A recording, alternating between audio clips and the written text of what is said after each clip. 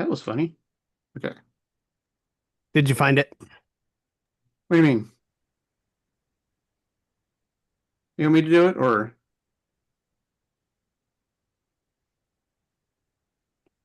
Yeah, and that's where I saw 346, 346A. Did you find it? Oh, delayed stream echo. Got it. I was wondering if you didn't even hear me until just then. Like, what's going on? Yeah. So I know where we're at. Because we went into it a little bit, and I think we saw there was a lot going on. And Yeah. oh, okay, I think I killed it. I hate it when it thing gets a key stuck down. Yeah, and I don't know if we're going to how.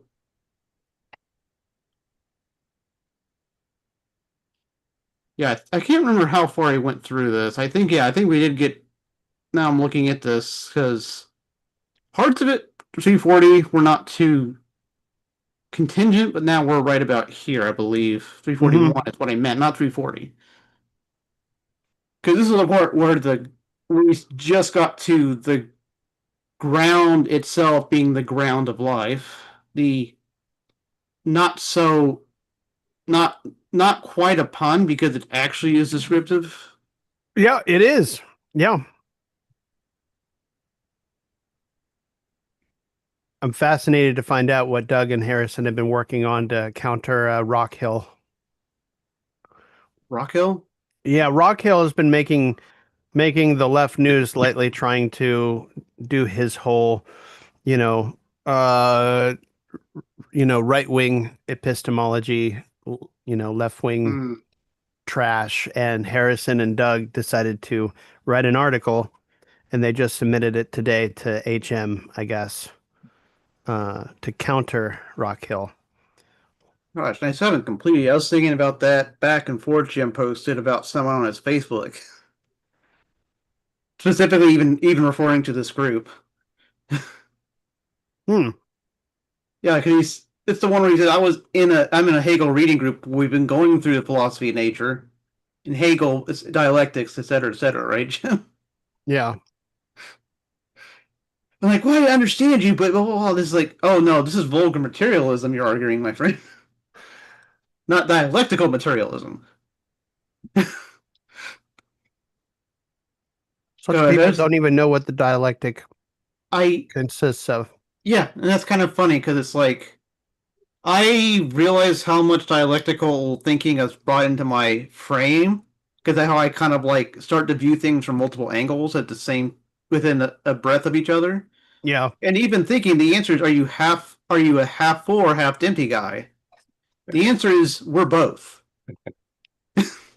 There you go.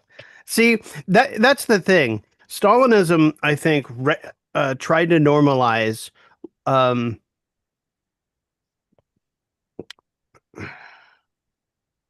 I'm not even sure what they normalized, but basically looking at Hegel like just another bourgeois philosopher. Basically, if it's not in their pantheon, then you're not supposed to listen to it, which really boils down to listen to the state, or else we'll send guys with guns Yeah. after you.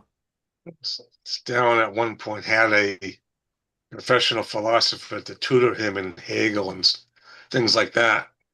And I guess things didn't end so well for the philosopher who tried to tutor Stalin. Yeah. I don't think anything went well with anybody trying to do anything with Stalin. Like, I think pretty much everybody who crossed his path was like, well, I'm dead. I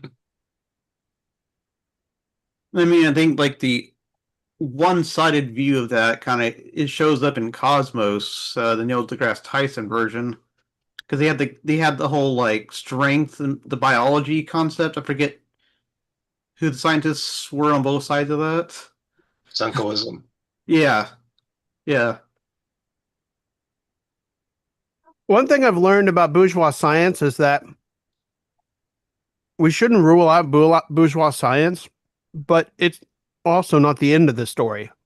It's like Marx said, you have to you have to take in the material in order to assimilate it into a proper dialectical mindset, right? You need materials for it. I think he says it in the, I think Hegel says it in the Logic. Like, if you read the Logic as a young man, you don't have any life experience um, to shovel into the grammar yet, right?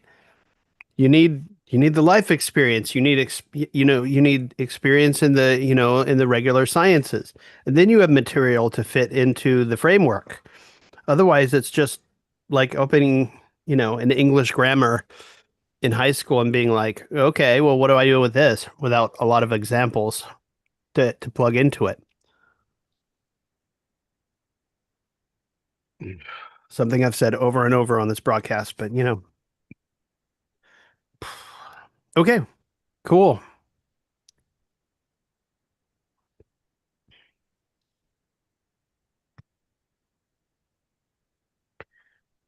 You got the Yeah. baton.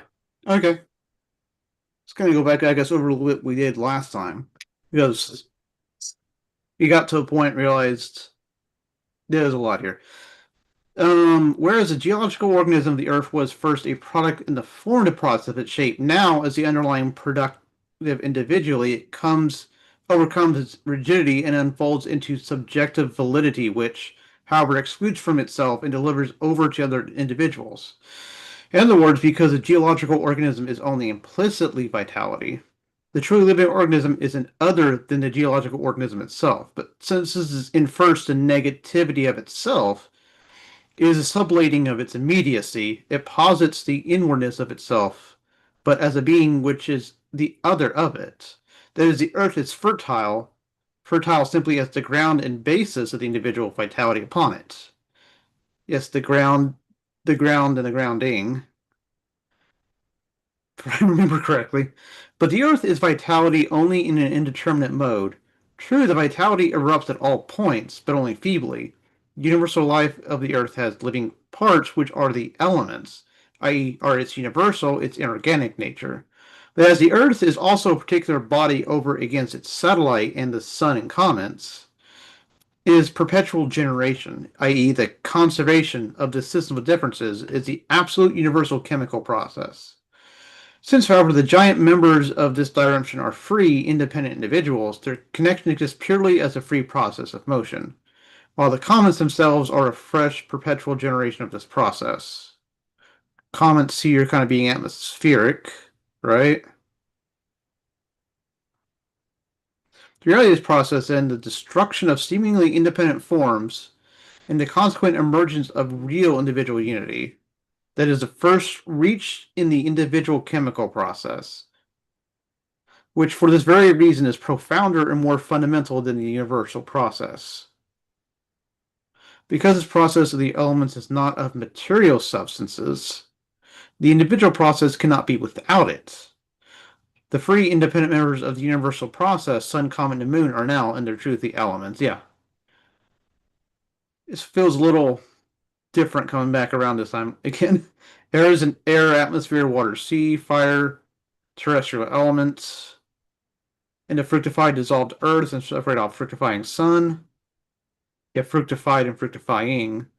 The life of Earth is a process, atmosphere and sea, and element with which independent life for each other, which all of them constitute only this process.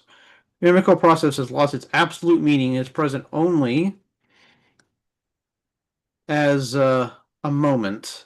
It has reflected to self-substance. Yeah, I don't think we got. I think I got this far. I don't know we got this far. It is reflected to self-substance. Subdued by the subject is which it has held fast and powerless.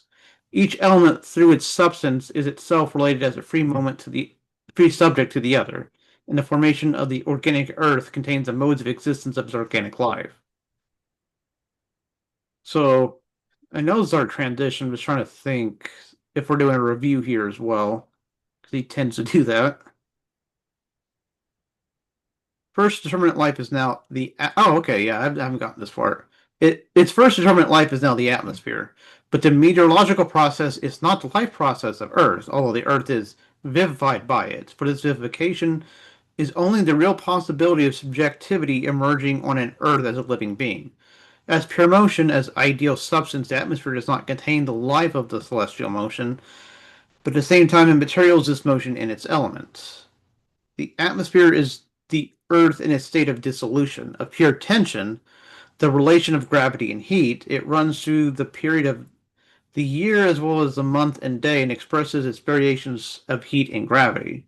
This periodic fluctuation in turn splits into two, where the axial rotation preponderates, the diurnal period has its ascendancy, and therefore at the equator there's daily variation, daily rise and fall, a diurnal rise and fall at the barometer level, temperature, etc. But this fluctuation is not seasonal. It is otherwise in the temperate zone where the daily rise and fall is not so noticeable as the variations are all linked more with the phases of the moon.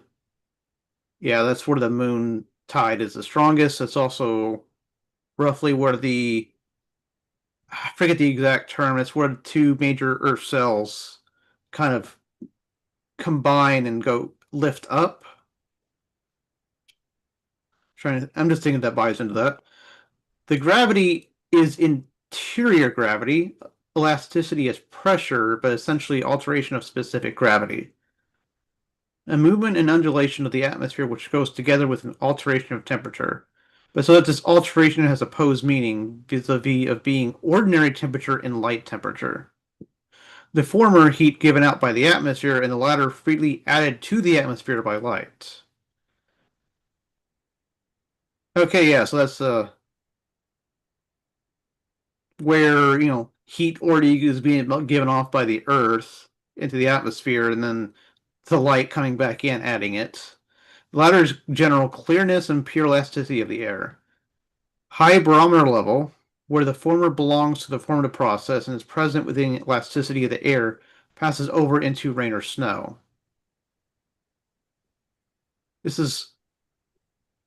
Air passes over into rain or snow. This is why rain is followed sometimes by a fall and sometimes by a rise in temperature. Okay. It is in the air these abstract moments return to themselves. Just as the celestial motion materializes itself in the air, so on the other side, sea and earth invade the air and volatilize themselves into it. A process immediate transition. The air individualizes both within itself, partly in the universal atmospheric process in which it generates air lights, partly into noxious airs, miasmas harmful to animal life, and partly into honeydews and mildews, animal and vegetable airs. But the neutral, okay, so we have kind of a volatile air. The next is two, but the neutral Earth, the sea, is equally the moment of ebb and flow, a composite movement resulting from the changing positions of sun and moon and from the shape of the Earth. Just as the air as a universal element takes its tension from the Earth, so too is it from the Earth that the sea takes its neutrality. The Earth, relatively to the air, evaporates as sea, but relatively to the sea, the Earth is a crystal which discharges its superfluous water into springs which collect to form rivers. But this is, now we're into the water from the air system to I guess the water system, but on the water side of it. Yeah. Because, well, not the water in the air system. You already mentioned that in the sea. I mentioned that earlier.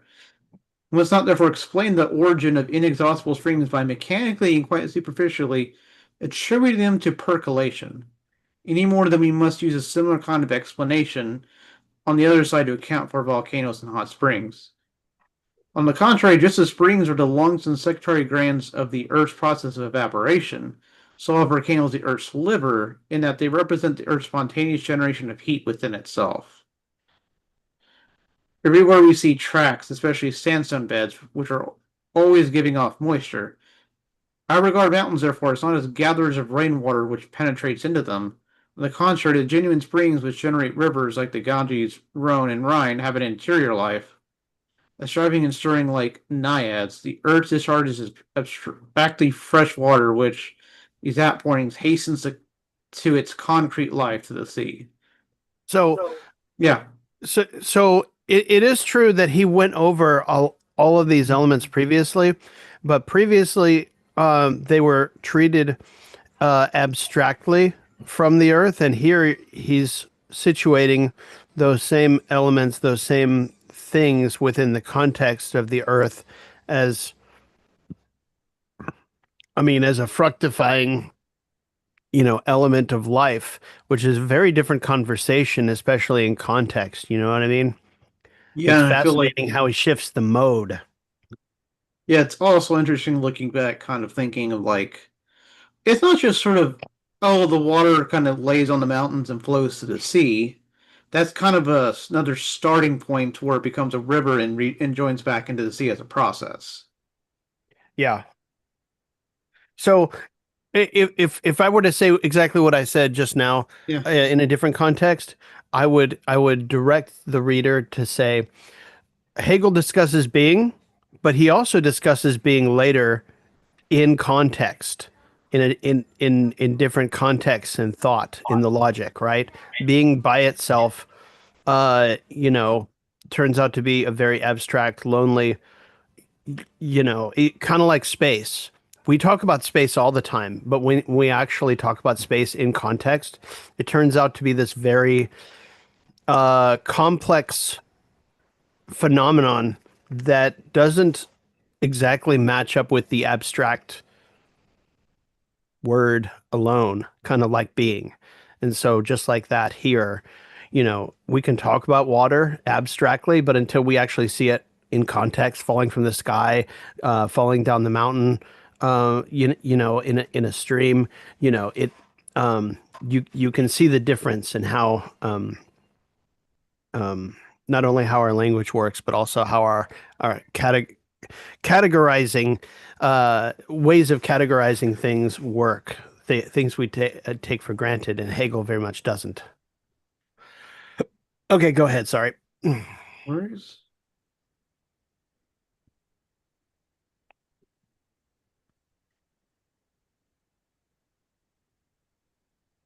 the sea itself in this higher vitality than the air, it is subject of bitterness, neutrality, and dissolution. A living process which is always on the point of breaking forth into life, but again perpetually falls back into water because it contains all the moments of that process. The point of the subject, neutrality, and the dissolution of the subject into neutrality. Yeah, so dissolving. Hmm. Fruitful as is the solid earth, the sea is no less so, and in a still higher degree. The general mode of vivification displayed by land and sea is generatio equivoca, whereas in the sphere of vitality proper, the existence of an individual presupposes another of the same kind, generatio univoca. Hmm. Equivocal generation versus universal generation. Equivocal versus unequivocal generation. Unequivocal. Yeah. Okay. I had to hear you say it to like get what he Yeah. meant because he puts it in the Latin, and I'm like, I don't remember my Latin, but then I hear you say the word, and I'm like, oh, okay, unequivocal versus equivocal. Like, It, all right, all right. well, here you go. Need it again. It was assumed that omne vivum ex ovo. I and then was an origin of certain animalcules could not be accounted for. Recourse was had to invention. To organisms which originate immediately and do not procreate further, infursa agglomerate and give rise to another shape, so that they serve only as a transition stage. Okay, I'm not following this right now, but the universal vitality is an organic life which inwardly stimulates itself, acts as a stimulus on its own self. The sea, which is something other than fresh and salt water, which contains not merely common salt but also sulfate of magnesia, is concrete salinity as an organic being, which reveals itself at all points as procreative, just as water generally always has a tendency to pass away and to transform itself, for it is only the pressure of the atmosphere which preserves it in the form of water. The sea has this characteristically putrid smell, a life which, as it were, is always putrefying. Sailors speak of the blossoming of the sea in summer. In July, August, September, the sea becomes polluted turbid and slimy, and to the west in the Atlantic. This occurs a month earlier than in the Baltic. Okay, it's like, So, yeah. Kyle, the part that you didn't understand, Yeah. basically what he's trying to talk about is um, how life, I mean, where does life come from is the question that he's pondering Hmm. here. And he's talking about how, it was once thought that everything was generated by, what on the earth generates life, right? Live Okay. births, life coming out of an egg. But which came first, the chicken or the egg? The living being or you know, the living being or the reproduction, right? And he's trying to pin down the universal vitality, as he calls it. The universal vitality is an organic life which inwardly stimulates itself, acts as a stimulus on its own self, Okay. and so forth. So he doesn't exactly answer the question that he poses, that has been posed, from time immemorial. It's more like he repeats the question and says, "Look, this is what life does. It reproduces itself. It keeps going until it's dead, but it self regenerates is what he said, and that's like a hard and fast definition without trying to do the either or question, which I'm sure Kant would have loved too, because he loved to dwell in opposites as well. Th- Does that make sense? So like he almost bypasses the either or question, which yeah, with Hegel is never either or. It's always this and this. Like you said at the beginning, right? It's both the chicken and the egg. There's dialectics. Can you hear me? Yeah. Okay, cool. All right, cool. All right, good. All right. Sorry to interrupt. No worries. That made things a lot easier. I was kind of getting the hint of that as I got further along. Because here he's talking about, like sea algae, basically. Yeah. The And you're sea is like, so wait, where's the egg out of which the algae hatched? And yeah. he's like, okay, guys, let's let's not go crazy. The sea is filled with vegetable life in the form of innumerable points, threads, and surfaces. There's a tendency to break forth into vegetable life.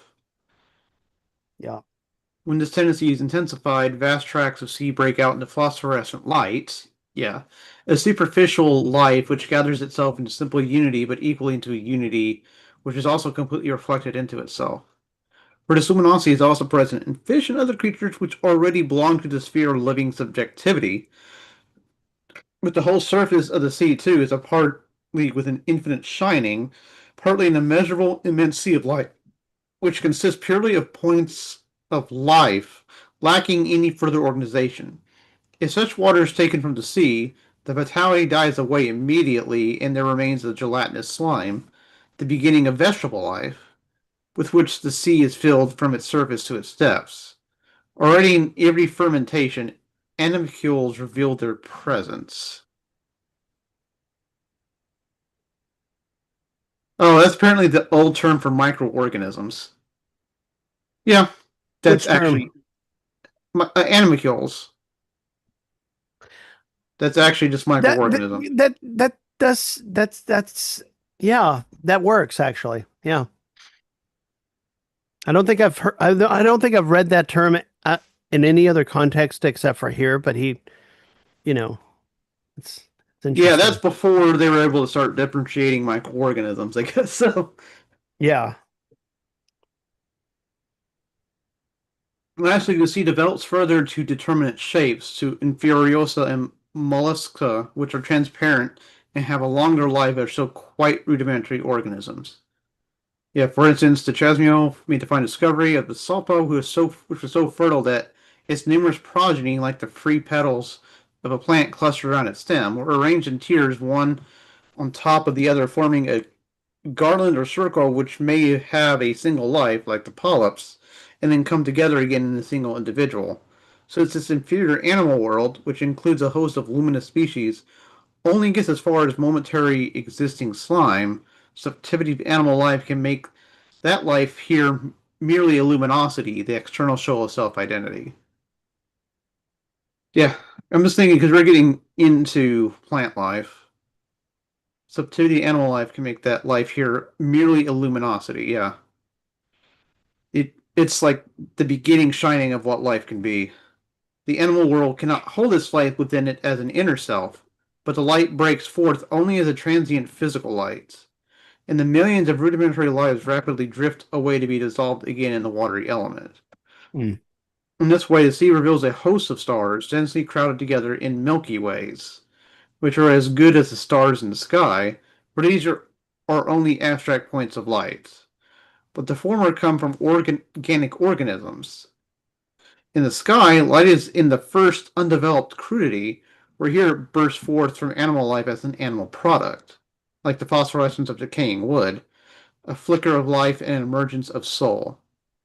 It is rumored around the town that I have compared the stars to a rash on an organism where the skin erupts into a countless mass of red spots. Ugh. Or to an Thanks for that. ant or into an ant heap into which too there is understanding and necessity. Yeah.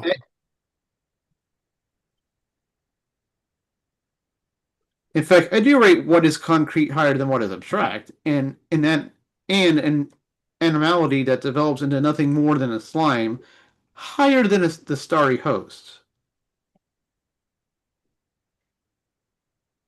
And even without counting fish, the marine world contains polyps, corals, lithophytes, zoophiles, actually kind of modern words, etc. Each drop of water is a living globe of infurosa, etc. The sea contains within it the principle of life in a more immediate manner than does the land. Yeah, because bacteria has a lot, microorganisms have a lot better way of thriving in all spots of the water. Interesting. And so far as its fluid nature does not allow punctuation of this principle into a living being which could break free from the sea and inwardly maintaining itself over against it. It's almost like, when the first creature to go from the sea to the land right here. Neutrality of the sea wrestles this incipient subjectivity back into its indifferent womb, and thus makes the vital force which this subjectivity has taken for itself melt away again into the universal. Okay. Hmm. Trying to think how much that actually brings forward into plant life. The most Mm. ancient reading, it is true, made all living creatures come forth from the sea, but this very coming forth from the sea is a breaking away from it. And life being exists only as tearing itself away from the sea, as maintaining its own independence in face of the neutrality.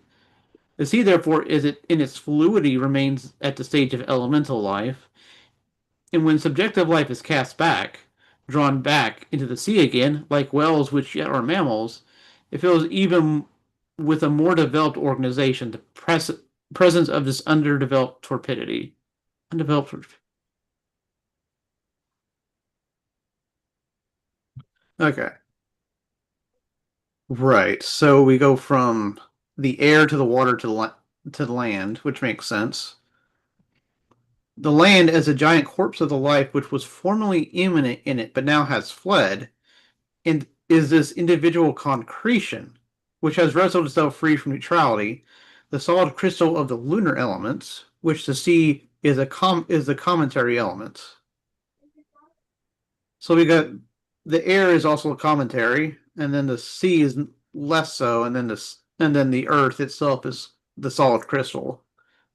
Hmm. However, it is subject living between these two moments interpenetrate. The slime becomes the casing of light, which remains interior. Earth, like water, displays infinite universal fecundity, whereas the sea brings forth mainly animal life. The earth tends rather to bring forth vegetable life. Well, vegetables were the first plants were the first life on Earth, on dry land, that is. The sea is more animal because neutrality is an interior propagation. Earth is primarily vegetative as holding to a punctiform development. I wonder how true that is though, Mhm. because like there were microscopic. I mean, if you think of what a plant really is at the microscopic level, like if you think about how life developed on the earth at the very beginning, we're talking about like a primordial soup, you know, of microscopic elements coming together to form basic life forms. You know what I mean? Like Yeah. like you bust out your microscope and you put them under the slide and it's like, what is an amoeba really? What are these different like forms of life? And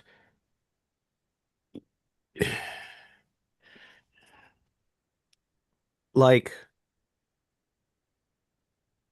the vegetable. I Sorry, mean, this is where my science brain reaches its limitation. Like yeah, I trying to figure out what was first. Well, bacteria were first. yeah, and then I think it was like at the same time we had cyanobacteria as well as eukaryotes and stuff in the ocean, right? Yeah. Yeah, and eukaryotes are the generally accepted view now is that eukaryotes were formed by mergers of bacteria. Yeah. Yeah. Okay. That was the thing that Lynn Margulis made her reputation on, was convincing the biology community that that was the way eukaryotes were formed, rather than by differentiation Hmm. of organelles within bacteria, Yeah, and which I'm had also been the just accepted view earlier. Mute your thing real and quick. I'm also trying to think here at this point because we know that animal life would never really been possible on land without plants first populating Yeah. land. And so it really depends in the sense what we're referring to here, because we are kind of skipping through microorganism kind of straight to vegetable. Maybe we're starting vegetable life as microorganism or calling them animal. I'm not sure yet. Yeah, everywhere the earth covers itself with green vegetation, indeterminate formations which can equally be classified with animal life. Individual vegetation must, of course, be generated from seeds of the same species, but universal vegetation is not so individual, which are lichen moss into which every stone breaks forth. Where the earth, air, and moisture are present, there we find plant life. Whether something weathers away, at once a vegetable form, mold, or mildew makes its appearance. Fungi, too, spring up everywhere. This vegetation, as not yet shaped by individuality, consists of inorganic or organic forms, like lichens and fungi, which one does not rightly know how to classify. I'll have to see. It's been just a long time since I looked at the life tree, Yeah, same here. and it seems like probably something we want to get into. Particularly, though, substances coming near to animal life. Rudolph says in lichens we can find nothing which might assume characteristic of plant structure. They definitely do not possess true parenchymas, tubes, or vascularity, and all writers are agree to this. I have nowhere found any proof that the so-called reproductive organs are really such, and it's perhaps more likely that they are germination buds by which the lichens propagate themselves in a way similar to the number of true plants. So that this proves nothing. In a number of them, their pigments, their gummy and resinous constitutes, this sugary mucilage and tannin point to a vegetable nature. Fungi are entirely different in structure from plants. I examined a good many and find that their substance is a kind of what we rightly be called animal. The softer fungi, then, there is a fibrous mucilous tissue which closely resembles that of animals, which is completely different from the rigid cellular structure of plants. I'm trying to think. I think are they actually considered separate entirely at this point? Yeah, because at this time they're only looking animal and vegetable life. Now there's way more than that. So maybe they haven't big. Yeah, the point here is there's a dialectical kind of contradiction that just points to it being a third thing. At this, it's interesting to see where it branched off again. In another plant or another fungi, there's a langus tissue, which is definitely not vegetable in nature, but which forms a clear transition from the soft to the lignous fungi, and which might be composed to the stem of the Gorgonias. If one considers animal composition of fungi and its behavior in galvanization, says Van Humboldt, elements on stimulated muscle and nerve fibers, we shall more readily discard the opinion that fungi belong to the vegetable world and are true plants. Above all, their mode of function is composed of this. For when animal and vegetable matter putrefies or decomposes, this very putrefaction gives rise to fresh forms. Mataris, for example, originates only on dead maggots.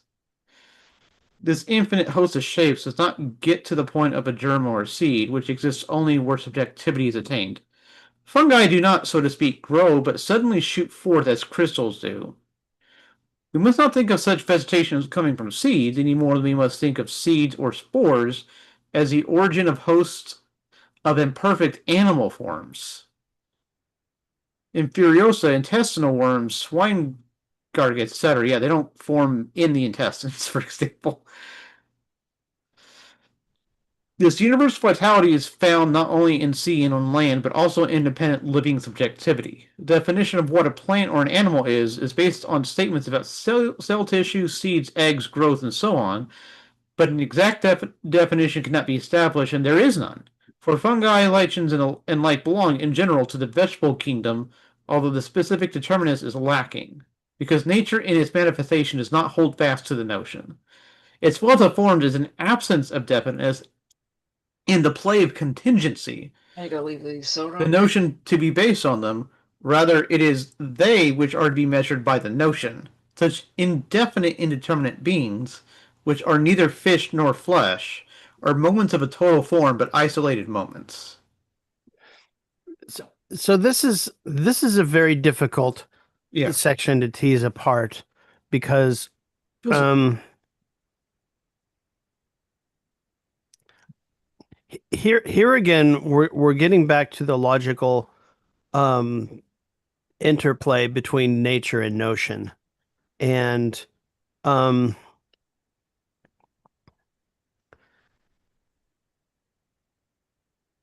all he's really saying with this is that nature exists whether there's a notion for it or not in our heads, right? And when we're able to measure it against the notion, then we're able to turn it into a more definite being for us, but also for itself. Like to be able to determine how it appears to us, but also how its actual structure is in our scientific understanding. So he's not making well, this has been said before, but it bears repeating again every time he brings it back up. Just because he says that nature's wealth of forms is an absence of definiteness in the play of contingency, he's not just saying nature happens willy-nilly, in in any the in any fashion, right? He's just saying that nature, the universe, does what it does, regardless of our will or our thought. And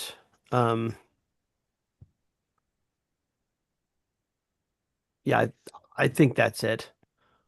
I don't know. And then he says the notion is not to be based on them. Hegel's day and long afterwards, biologists used to recognize only the plant kingdom and the animal kingdom. And as Hegel well realizes, lots of organisms don't really fit into don't fit well into either of those categories. There are a lot of other Nowadays, gross biologists have like categories. at least five different kingdoms, not two. I Yeah, don't want to 'cause know what swine gargets are. I really don't. That sounds I just disgusting. did just check, and yeah, currently fungi is its own Yeah, kingdom, separate from animal and plants. yeah. Yeah, it would have to be. I mean, Yeah. um, I that would be very interesting to study, I think, to try to And, figure I out remember what even that. when I was a young kid, reading, popular science books. And that was back like in the early '60s. They were saying, it was just the animal kingdom and the plant kingdom. Yeah. And they were talking about things like how bacteria were classified as plants, things like that. Yeah, so that all changed by the time I started Yeah, those same classes in school. yeah, But Yeah. then again, by that time they actually had actual pictures of the planets too. yeah. Yeah. So he goes on here and he says, this division between the universal self-external organism and the merely punctiform transient subjectivity just dealt with is in virtue of the implicit identity of their notion, overcome in the existence of this identity in the vivified organism. This is the subjectivity which differentiates itself into members and which excludes from itself as an objectivity confronting, not right now, honey, the merely implicit organism, physical nature in its universal and individual forms. But at the same time, it has in these natural powers the condition of its existence, the stimulus, and also the material of its process. Also, just kind of hit me. This is like the one in the many. Again. Yeah.